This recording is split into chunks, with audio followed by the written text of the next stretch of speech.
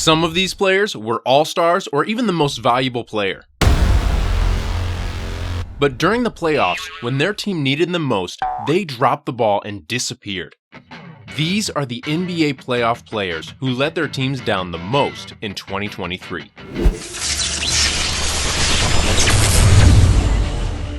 Welcome to NBA Jungles. In the 2022 playoffs, Jordan Poole made a big splash. On the 2-minute mark of the third. Oh, JP! Shooting the ball like he was the second coming of Steph Curry, who was a big part of the Warriors' 2022 championship run, which earned him the nickname the Third Splash Brother.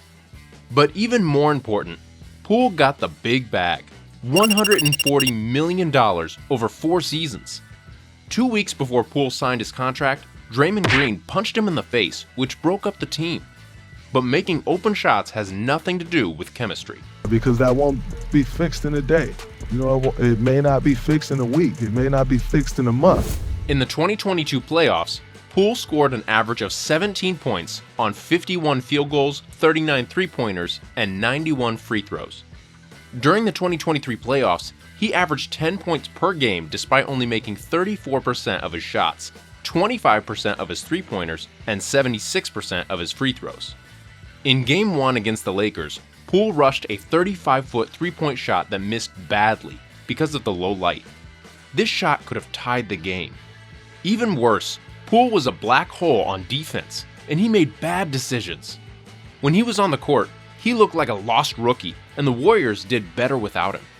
Klay Thompson is another Warrior player who isn't quite in the same boat as Poole, but deserves to be mentioned. Klay is a 4-time champion and a shooting genius, but he missed so many easy shots against the Lakers that he has to be included. Klay made 14 of 56 shots, or 25% in the last 4 games of the series. With 2 of their 3 best shooters shooting that poorly, the Warriors had no chance.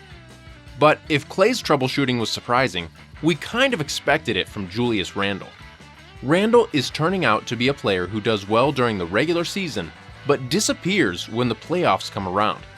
During the regular season of 2021, Julius averaged 24 points, shooting 46% from the field and 41% from long range. In the playoffs, he only scored 18 points and made 30% of his shots and 33% of his three-pointers. Randle averaged 25 points per game during the regular season of 2023. He made 46% of his shots and 34% of his three-pointers. His average dropped to 16 points in the playoffs, when he shot 37% from the field and 26% from 3. Some people will try to defend Randle by saying he was playing with a bad ankle, but Jimmy Butler and LeBron both played with bad ankles and did fine. Randle has been a 2-time All-Star, but he played like a bad third choice, and that's being generous.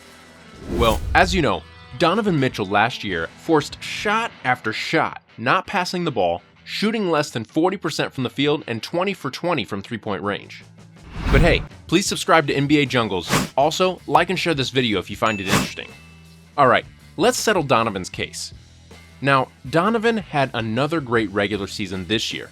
He averaged 28 points on 48% shooting, including 39 three-pointers.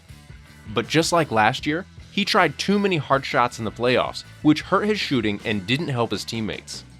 In fact, the only game the Cavs won in these playoffs was when Mitchell shot 6 for 11 and didn't throw up tough jumpers like there was no tomorrow. Mitchell's point total dropped from 28 to 23 against the Knicks, and he shot only 43% from the field and 29% from 3. He did pass the ball better, with 7 assists per game, and he wasn't terrible. But for a guy who made the second All-NBA team, his numbers should go up, not down. The same is true of Evan Mobley and Jarrett Allen, who are also on his team. Mobley is one of the best big men in the game. He is best known for his defense, but he had a lot of trouble scoring. Mobley went from scoring 16 points and shooting 55% in the regular season to scoring 10 points and shooting 45%. Allen has a similar story. All of his numbers went down, and then he made an excuse that no Cavs fan wants to hear. The last player you'd think of when talking about the 2023 All-Stars is Jrue Holiday, who shoots a lot but disappears in the playoffs. It's time for someone to call him out. In the last 3 regular seasons, Holiday has made 50% of his shots and 40% of his threes. In the last 3 playoffs, he has made 40% of his shots and 30% of his threes. But you can't say anything about the guy's consistency, since each year he shoots exactly 10 percentage points less than in the regular season. No one expected the top-seeded Milwaukee Bucks to lose in the first round, even though it was mostly because Giannis was hurt and missed 3 games of the series. That left knee. But since they are the first seed, someone has to take the blame. Giannis didn't play up to his usual standards, but he got a pass because he was hurt. Chris Middleton did what he usually does, so it has to be Drew. In addition to his shooting struggles, Drew struggled defensively against Jimmy Butler, who torched him up for 56 and 42 points in signing games. He has come alive. Slicing through Holiday like a knife through hot butter. Another player who was known for his defense and hustle, but did neither in the playoffs. And to make matters worse, he embarrassed himself with his words. After the first round series win against the Clippers, he started calling himself Dominatin'. Okay, first of all, Dominatin' is kind of a cringe-worthy nickname, especially when you give it to yourself. Second, the Suns beat the Clippers even though they didn't have Kawhi and Paul George. Booker and KD were the ones who really dominated, not DeAndre Ayton. Third, and most importantly, Nikola Jokic took Ayton to school like he was one of his kids and took over right away. Ayton wasn't expected to score more than Jokic or even stop him, because Jokic is a basketball genius, but the real problem was DeAndre's effort. His inability to get rebounds and the fact that Jokic always ran faster than him in transition. Jokic was supposed to be a fat, unathletic guy, and Ayton was supposed to be a physical marvel who came to the NBA as one of the most athletic centers of his generation. For Jokic to beat Ayton in speed and hustle is just a bad look. But there was someone else who shot even worse in these playoffs. Dillon Brooks is like Leonardo DiCaprio in The Revenant, in that he messed with the wrong bear and got in trouble.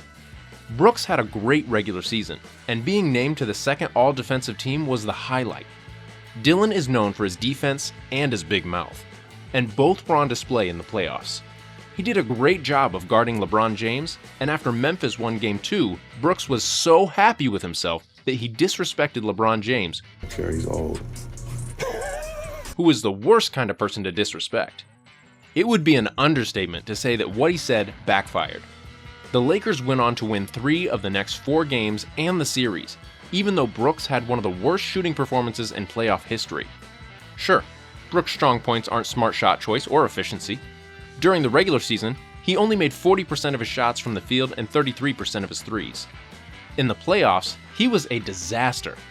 Dillon shot only 31% from the field and 23% from three-point range in the playoffs. He only scored 10 points per game. He wanted LeBron to give him 40%, and the Grizzlies lost that game of the series by that much. To make things worse, Brooks didn't talk to the media after the last 2 losses to the Lakers, which was a weak move. To make matters worse, the NBA fined Brooks $25,000 for not meeting his media obligations, and the Grizzlies said they would not extend his contract under any circumstances because of his actions. Brooks used millions of dollars to make himself much less valuable when he went into free agency. It will be interesting to see if he still pokes bears in the future. Now, talking about bear poking, I think watching the video on your screen will help you understand better. What are you waiting for? Go watch it now.